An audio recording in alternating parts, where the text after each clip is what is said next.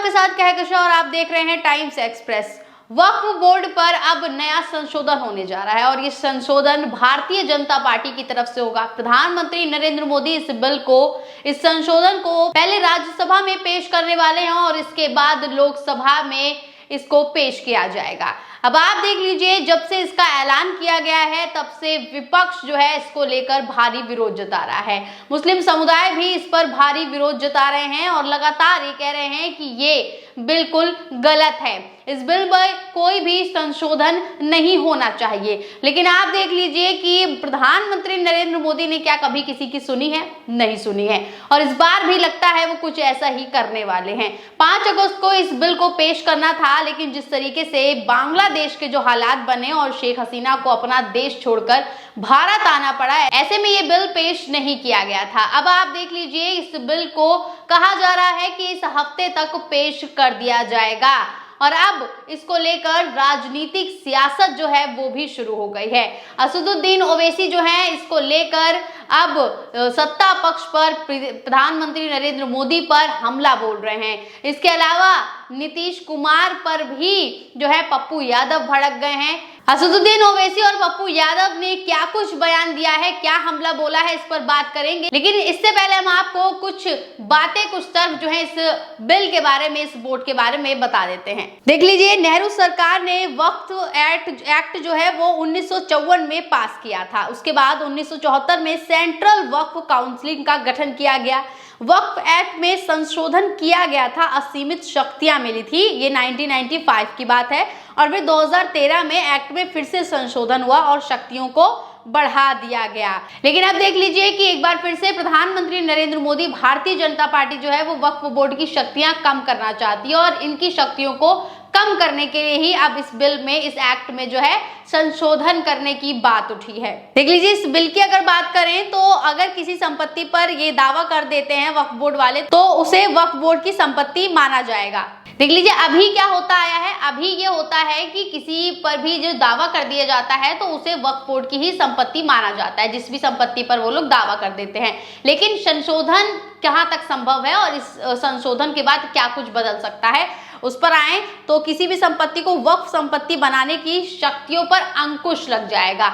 जी हाँ, जो शक्तियां उन्हें मिली हुई हैं और उनकी शक्तियों पर अब लगाम लगाने के लिए, उन पर अंकुश लगाने के लिए संशोधन करने की बात हो रही है। लेकिन इस संशोधन पर जो है विपक्ष भड़का हुआ है, मुस्लिम समुदाय भड़का हुआ है और कहीं ना कहीं अब इसको लेकर भी आंदोलन छिड़ सकता है। जी हाँ, अब इसको लेकर आंदोलन छिड़ सकता है क्योंकि जिस तरीके से कहा जा रहा है कि एक तरीके से मुसलमानों की जो शक्तियां हैं, जो वक्फ बोर्ड की शक्तियां हैं, उनको कमजोर करने के लिए, उनको दबाने के लिए अब भारतीय जनता पार्टी ने अपना ये नया जो खेल है ये खेलना शुरू कर दिया है। अब आपको हम खबर तो बताते हैं और बताते हैं कि असदुद्दीन ओवैसी ने क्या कुछ कहा है और क्या कहकर भारतीय जनता पार्टी और प्रधानमंत्री नरेंद्र मोदी पर हमला बोला है। देख लीजिए, TV9 की खबर है, इसमें लिखा है कि वक्फ बोर्ड के अधिकार छीनना चाहती है बीजेपी, संशोधन बिल लाने की खबरों पर भड़के असदुद्दीन ओवैसी। तो असदुद्दीन ओवैसी जो है वो भड़क गए हैं और उन्होंने कहा है कि जो बिल है ला रहे हैं वो इससे ये लगाम लगाना चाहते हैं, शक्तियां छीनना चाहते हैं वक्फ बोर्ड की। अंदर देख लीजिए, लिखा है कि वक्फ बोर्ड कानून में संशोधन करने के लिए केंद्र सरकार बिल लाने वाली है। केंद्र सरकार बिल लाकर वक्फ बोर्ड के अधिकारों को कम करने का प्लान बना रही है। वहीं वक्फ बोर्ड बिल की खबरों पर भड़कते हुए असदुद्दीन ओवैसी ने कहा है कि बीजेपी वक्फ बोर्ड के अधिकार को छीनना चाहती है। बीजेपी हमेशा से वक्फ बोर्ड के खिलाफ रही है। उन्होंने कहा कि वक्फ की संपत्ति छीनने के लिए ये संशोधन हो रहा है। संशोधन का उद्देश्य धार्मिक स्वतंत्रता छीनना है। तो देख लीजिए, धार्मिक स्वतंत्रता छीनने की बात जो है असदुद्दीन ओवैसी जो है वो कर रहे हैं और उनका कहना है कि भारतीय जनता पार्टी अब धार्मिक स्वतंत्रता छीनना चाहती है और इसी कारण से वो इस एक्ट में, इस बिल पे संशोधन करना चाहती है। इसके अलावा देख लीजिए, बिहार में सांसद पप्पू यादव भी भड़क गए हैं इस बिल को लेकर और इसका विरोध जता रहे हैं। देखिए, लाइव हिंदुस्तान की खबर में छपा हुआ है और लिखा है कि वक्फ बोर्ड बिल पर सियासत तेज, जेडीयू के मुस्लिम नेताओं ने जताया विरोध, नीतीश पर भड़के पप्पू यादव। तो आप खुद देख सकते हैं कि जेडीयू के खुद के यानी कि नीतीश कुमार की पार्टी के जो विधायक हैं, जो नेता मंत्री हैं, वो इस बिल का विरोध कर रहे हैं और नीतीश कुमार आपको पता ही एनडीए गठबंधन में शामिल हैं और अब आप देख सकते हैं कि नीतीश कुमार भी कहीं ना कहीं मुसलमानों के समर्थन में रहे हैं। वहीं दूसरी तरफ जो है आपको बताएंगे हम कि किस तरीके से मोदी सरकार पर इससे खतरा भी मंडराया जा सकता है। अगर इसको लेकर विवाद छिड़ गया, इसको लेकर जो है आंदोलन छिड़ गया, तो मोदी सरकार कहीं की नहीं रहेगी। पहले आप पप्पू यादव के इस खबर पे नजर डालें तो लिखा है कि केंद्र की नरेंद्र मोदी सरकार वक्फ कानून में बड़े बदलाव की तैयारी कर रही है।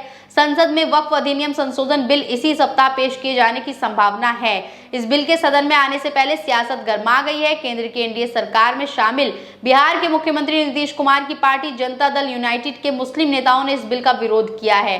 पूर्णिया से निर्दलीय सांसद पप्पू यादव ने सीएम नीतीश पर सवाल उठाते हुए कहा है कि उन्होंने वक्फ बोर्ड को बहुत कुछ दिया है, लेकिन अब चुप क्यों हैं। तो देख लीजिए, नीतीश कुमार ने भी वक्फ बोर्ड को बहुत कुछ दिया है और नीतीश कुमार खुद इसके समर्थन में रहते हैं, लेकिन अब इस बार वो इसके खिलाफ कोई आवाज नहीं उठा पा रहे हैं। लेकिन ये आप नहीं कह सकते कि आवाज नहीं उठाएंगे, नीतीश कुमार इसके खिलाफ आवाज उठा सकते हैं। और नीतीश कुमार ने अगर इसके खिलाफ आवाज उठाई, ऐसे में प्रधानमंत्री नरेंद्र मोदी की एक बैसाखी गिर जाएगी। आगे देख लीजिए, लिखा है कि जेडीयू के पूर्व सांसद गुलाम रसूल बलियावाई ने सोमवार को कहा है कि वक्फ बोर्ड की तरह ही क्या धार्मिक मठों को लेकर भी केंद्र सरकार कोई बिल लाएगी, उसे मठ की जमीन पर भी कार्रवाई करनी चाहिए। उन्होंने कहा कि वक्फ बोर्ड की संपत्तियां केंद्र और राज्य सरकारें वापस कर दें। तो देख लीजिए आप किस तरीके से जो विपक्ष के नेता हैं और जो खुद सत्ता पक्ष में बैठे हैं, यानी कि एनडीए गठबंधन के जो दल हैं, जो सहयोगी पार्टियां हैं, उनके खुद के नेता विधायक जो हैं वो इस बिल के खिलाफ हो गए हैं, विरोध प्रदर्शन के लिए तैयार हो गए हैं और आंदोलन इसको लेकर छिड़ सकता है। अब नीतीश कुमार भी अगर इसके खिलाफ आवाज उठाएंगे तो वो अपना समर्थन वापस ले लेंगे। वहीं दूसरी तरफ आपने देखा होगा कि जो नरेंद्र मोदी की दूसरी बैसाखी है, यानी कि चंद्रबाबू नायडू भी आंध्र प्रदेश में मुसलमानों को काफी कुछ दे चुके हैं, काफी अच्छा आरक्षण देते हैं और उनके समर्थन में ही कह लीजिए कि रहते हैं वो। इस बार उन्होंने चुनाव जीतने के बाद हज यात्रा में 1 लाख रुपए जो है सब्सिडी देने का भी वादा मुसलमानों से किया है। तो दोनों ही जो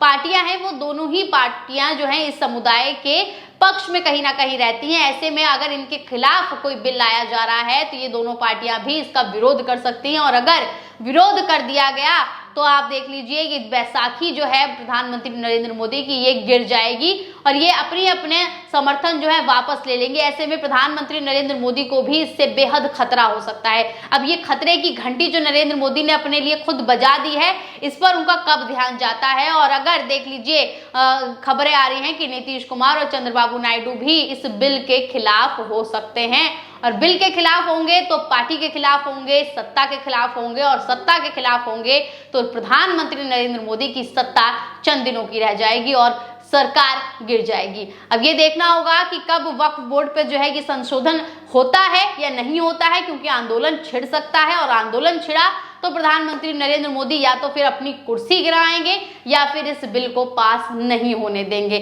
क्या कुछ होता है ये देखना बेहद अहम होगा। और भी बाकी खबरों के लिए आप बने रहे टाइम्स एक्सप्रेस के साथ। धन्यवाद।